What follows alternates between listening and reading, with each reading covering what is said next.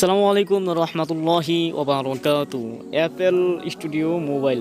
তো Apple Studio Mobile আমরা যখন অডিও ইনপুট করার পর সেগুলো তো আমরা যখন এডিট করার পর যখন আমরা এক্সপোর্ট অথবা মোবাইলের মধ্যে বা মেমোরির মধ্যে সেভ করি, সেটা আমরা খুঁজে পাই না, কোথায় চলে গেছে সেটা খুঁজে পাই না। তো কোন ফাইলের মধ্যে সেগুলো সেভ হয় এখন আমি দেখিয়ে দেব। আর আমি পূর্বের একটি ভিডিওর মধ্যে দেখিয়ে দিয়েছি কিভাবে আপনার অ্যাপল স্টুডিওর মধ্যে কিভাবে অডিও আনতে হয়। সাধারণত প্রথম আমরা যারা বিগিনার আছি আমরা অডিও আনতে পারি না, অডিও ফাইল খুঁজে পাই না। তো কিভাবে অডিও আনতে হয় সেটার ভিডিও কিন্তু আমি পূর্বে দিয়েছি। আপনারা চাইলে এই কীভাবে অডিও আনতে হয় বা অডিও কীভাবে ইম্পোর্ট করতে হয় আনতে হয় প্রথম পর্যায়ে যারা বিগিনার আছেন তাদের ক্ষেত্রে কিন্তু খুবই গুরুত্বপূর্ণ এই ভিডিওটি। যারা দেখেন নাই, যদি আপনাদের প্রয়োজন হয় তাহলে আমার চ্যানেলটি পূর্বে একটা ভিডিও দিয়েছি, সেটা আপনারা দেখতে পারেন। তো যাই হোক, এখন দেখাবো অ্যাপল স্টুডিওর মধ্যে আপনার অডিও করার পর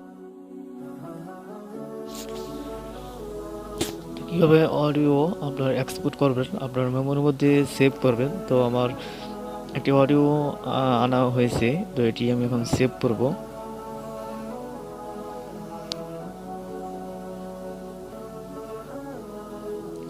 তো তারপরে উপর একটি অপশন আছে, তিনটা বাটন থাকবে, নিউ এবং সেভ। তো যেহেতু আমি সেভ করব, এক্সপোর্ট করব, তো তার জন্য আপনারা সেভ যে বাটন আছে এখানে সেভ দিয়ে এক্সপোর্ট করে নেবেন।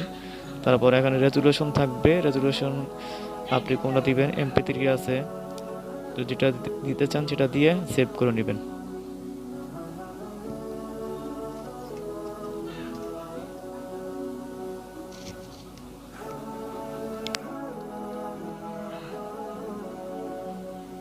তারপরে গোতে ট্যাপ করলে আপনাদের রেন্ডারিং হবে, তারপরে কনভার্টিং হবে, তারপর সেভ হয়ে যাবে।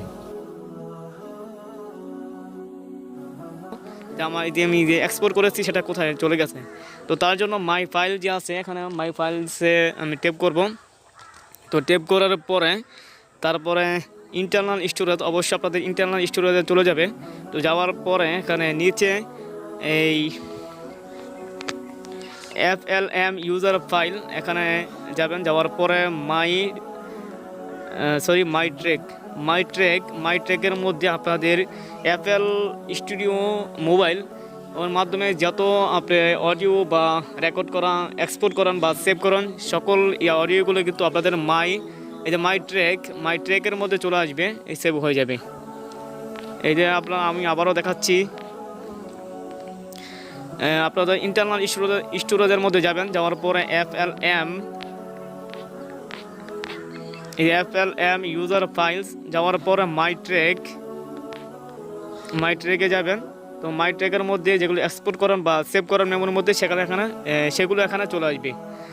আর এই একই ফাইল FLM ইউজার ফাইল এখানের মধ্যে মাই রেকর্ডিং, মাই সং, অডিওর মধ্যে যে ফাইলগুলো রাখবেন সেগুলো ওখানে শো হবে, মানে ইম্পোর্ট করার জন্য সেগুলো এখানে শো হবে। সেটা কিন্তু আমি পূর্বে ভিডিওতে দিয়েছি। আর এগুলো নিয়ে আমি আবার দ্বিতীয়বার বললাম না, যেহেতু আমি পুরো ভিডিও দিয়েছি। তারপর আপনারা যদি না বুঝে থাকেন বা বোঝার ক্ষেত্রে সমস্যা হয় তাহলে আমার পূর্বের ভিডিওটি দেখতে পারেন। তো এ ছিল আজকের ভিডিওটি শেষ করলাম। আসসালামু আলাইকুম রহমতুল্লাহি ওয়া বারাকাতুহু।